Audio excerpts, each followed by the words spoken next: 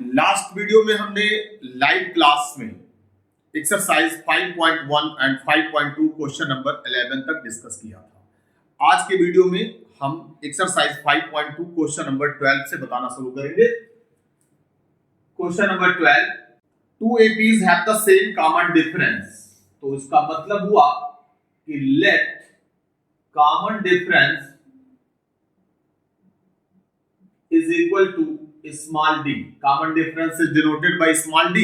Two APs have the same common difference and difference between their 100 term is 100. Okay. तो अब इसके लिए क्या करते हैं कि let nth term of first AP is equal to an and nth term, ये जनरल टर्म होता है, of second AP is equal to an dash. ये दोनों हमने सपोज कर लिया। अकॉर्डिंग टू क्वेश्चन, अब क्वेश्चन में कह रहा है 100 टर्म का जो डिफरेंस होगा वो 100 होगा, तो a100 डैश माइनस a100, किसी को किसी से सब्ट्रैक्ट कर सकते, कोई प्रॉब्लम नहीं, इज इक्वल टू 100। अब भाई कल हमने बताया था उस वीडियो में कि an जो होता है an is equal to a plus n minus 1 into d. इसका मतलब क्या हुआ कि अगर a 11 होगा तो उससे यहां पर एक कम होगा, यानी a प्लस 10d। अगर यहां पर a 20 होगा तो a प्लस 19d। ऐसे ही a डैश 100 है, डैश लगा हुआ मतलब वो सेकंड एपी को रिप्रेजेंट करता है, तो हम यहां लिखेंगे a डैश प्लस 99d।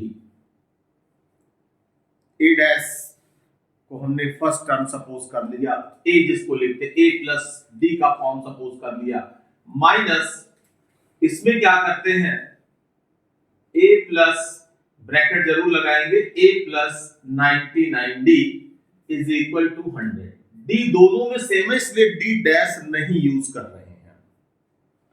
तो a dash plus 99d minus a minus 99d is equal to 100।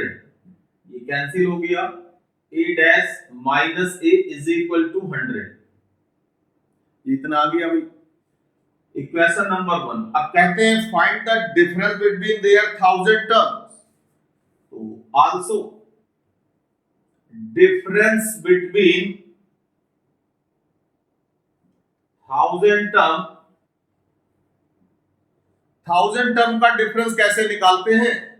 तो भाई वही जैसे यहां पे 100 पुट किया था ऐसे वहां पे 1000 पुट कर दो, कुछ नहीं करना है, इज इक्वल टू, इसको लिखेंगे a dash plus 999d minus a plus 999d is equal to a dash plus 999d minus, यहां पे ब्रैकेट कंपलसरी है, माइनस a माइनस 999d, ये कैंसिल हो जाएगा, a डैश माइनस a आ गया। और a dash minus a equation first से कितनी वैल्यू दे रहा है? 100, तो ये वैल्यू हो जाएगी 100। Therefore difference between their 1000 term is also 100। Video pause करके सॉल्यूशन नोट करें इसका। Question number 13। How many 3 digit numbers are divisible by 7? 3 digit numbers divisible by 7। बहुत ही सिंपल है भाई।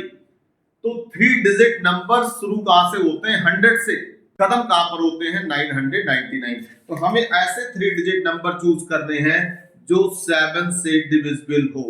तो भाई जरा चेक करते हैं कि 3 digit numbers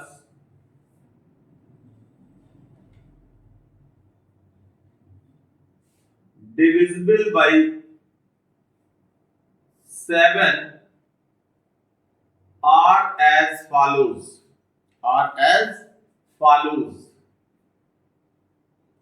3 digit number divisible by 7 are as follows. भाई क्या क्या हो सकता है? तो देखो 100 divisible है 7 से? नहीं है। 101, 102 चेक करते जाओ, 103, 104, 105, 105 देखें है कि नहीं है भाई, 105, 7 1 जा 7, 7 5 जा 105 है। अब इसमें 7 ऐड करते चले जाओ, 7 7 ऐड करते चले जाओ, 112, 119 डैश डैश। अब देखेंगे लास्ट से 999, देखो भाई डिविजिबल है कि नहीं, जल्दी से चेक करके बताओ। 999 7 से डिविजिबल है कि नहीं है, तो 998 चेक करो जल्दी से बताओ भाई। तो 998 चेक करेंगे, 97 चेक करेंगे, 96 चेक करेंगे, 94 तक पहुंचेंगे भाई। तो एक एक नंबर चेक करेंगे, तो यहां पर हमें दिख रहा है कि 994 इज डिविजिबल बाय 7, तो ये हमारा एपी फॉर्म हो गया। अब इन्होंने पूछा कितने नंबर ऐसे हैं जो 7 से, 3 डिजिट नंबर जो 7 से डिविजिबल है, तो इसके लिए a is equal to here a is equal to 105, b is equal to 112 minus 105 7, an is equal to 994। अब भाई n निकाल लो, n बहुत ही आसान है, n सब लोग निकाल सकते। कौन सा formula, an is equal to a plus n minus 1 into d. इसी से सॉल्व करके हम an की वैल्यू 994 पुट करेंगे, a d पुट करेंगे, n निकल जाएगा। सब लोग इसको कर सकते हो भाई, इसको सॉल्व करके कमेंट कर देना। Next question, question number 14, how many multiples of 4 lie between 10 and 250। तो क्वेश्चन नंबर 14 भी ऐसे लिखेंगे, multiples of 4 lie between 10 and 250, 10 and 250, 10 and 250। चलो चेक करके बताना है कि क्या 10 4 का मल्टीपल है, 4 की टेबल में 10 आता है या नहीं आता है, तो नहीं है, तो 11 नहीं आएगा, 12 आएगा, तो 12 हो गया।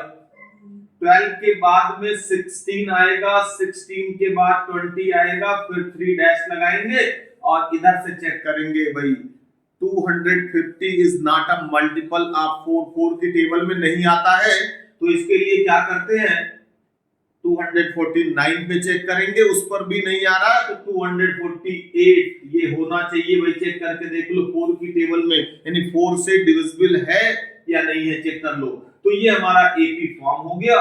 तो a is equal to 12, b is equal to 4, an is equal to 248 और n is equal to question mark. बहुत ही सिंपल वे में इसको आप आगे सॉल्व कर सकते हैं, कोई दिक्कत नहीं आनी। कौन सा फार्मूला लगेगा, पहला फॉर्म लगेगा, an is equal to a plus n minus 1 into d. चलो भाई इसके बाद की बात करते हैं नेक्स्ट क्वेश्चन की, question number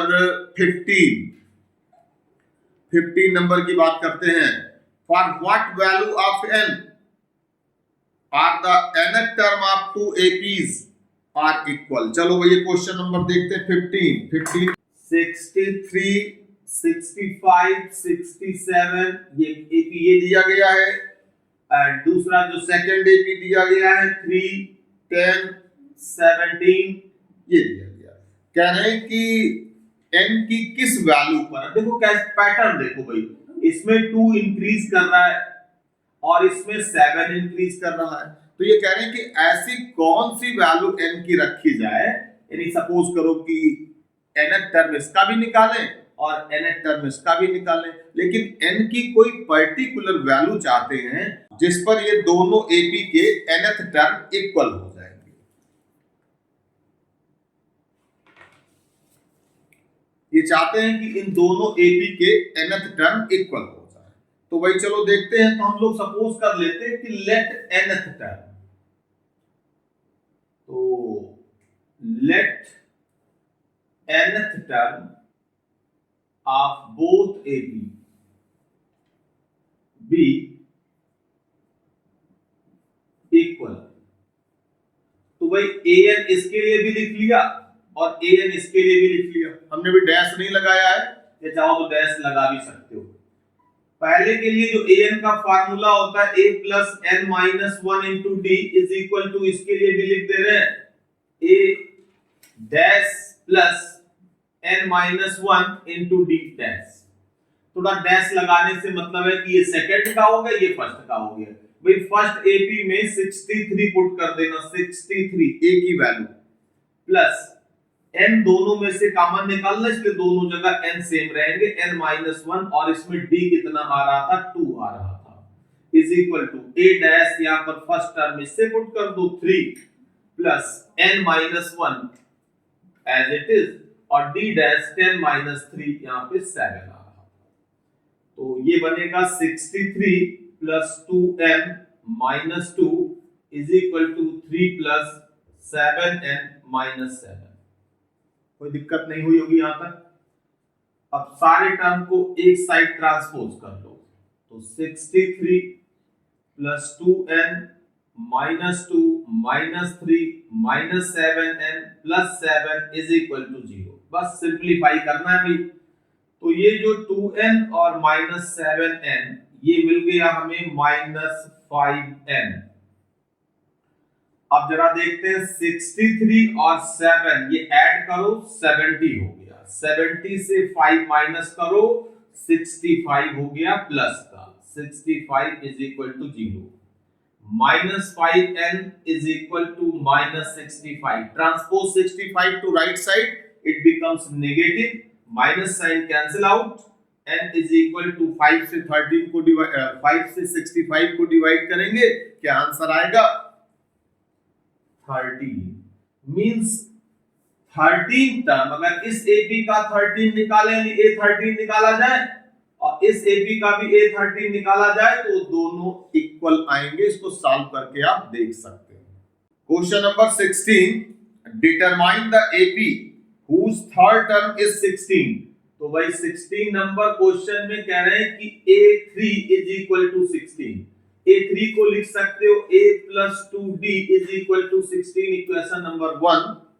and seventh term का मतलब हुआ A7 एक्सीड, कल के क्वेश्चन में बताया था एक्सीड होगा तो इक्वल टू लगा देना, एक्सीड द फिफ्थ टर्म यानी A5 by 12 यानी प्लस 12 लगा दो, बस इक्वेशन A भी बन गया। अब A7, A का मतलब हो गया A plus 6D, इसका मतलब हो गया a प्लस 4d प्लस 12, ये कैंसिल हो गया, transpose 4d to left side, it becomes 2d is equal to 12, d is equal to 6 आ गया। अब इन्होंने क्वेश्चन में क्या पूछा है, डिटरमाइन द AP। अब चलो भाई d आ गया तो d की वैल्यू 1 में पुट कर देते हैं फ्रॉम फर्स्ट, तो a plus 2 into 6 is equal to 16, a plus 12 is equal to 16, a is equal to 4। अब a 4 आ गया और d आ गया हमारा 6, देन AP becomes, अब AP फॉर्म करना है भाई तो बहुत आसान है। फर्स्ट एक्सरसाइज में हम लोगों ने ऐसे क्वेश्चन किए हैं, पहला टर्म तो 4 ही हो जाएगा, दूसरा टर्म d ऐड करके 10 हो जाएगा, अब इसके बाद 6 ऐड करते चले जाएंगे 16 हो जाएगा एंड सो ऑन। तो 4 10 16 ये इसका AP फॉर्म हुआ। तो स्टूडेंट्स इस वीडियो में हमने 12 टू 16 5 क्वेश्चंस डिस्कस किए। नेक्स्ट वीडियो में रिमेनिंग पार्ट 17 टू 20 हम बताएंगे। वीडियो पॉज करके सॉल्यूशन नोट कर लें। Thank you so much.